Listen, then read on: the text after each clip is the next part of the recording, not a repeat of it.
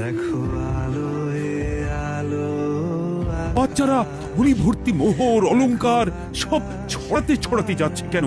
আর গোপালের হাত দুটোই বা ঘাট থেকে বেরিয়ে দুদিকে ঝুলছে কেন? মহারাজ, আর একটা ব্যাপার কি আপনি লক্ষ্য করেছেন? কি কি বলো তো? গোপালের দেহ কারা কাঁধে করে নিয়ে যাচ্ছে?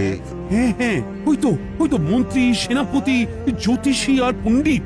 আসলে গোপালের এই শেষ যাত্রা আমাদের কিছু শিক্ষা দিয়ে যাচ্ছে মহারাজ।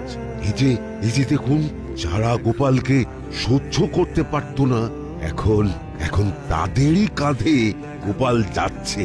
তার মানে শেষ পর্যন্ত কেউই কারোর শত্রু থাকে না, সবাই মান অভিমান ভুলে কাঁধে কাঁধ মিলিয়ে পার করে দেয়। তাই তো, এই দৃশ্য তো সেই কথাই বলছে।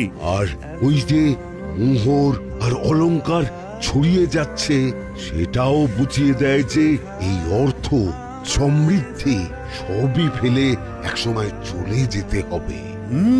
কি ভীষণ সত্যি। দুটো খালি হাতও বুঝিয়ে দিচ্ছে, খালি হাতেই আমরা সংসারে এসেছিলাম আর খালি হাতেই আমাদের যেতে হবে।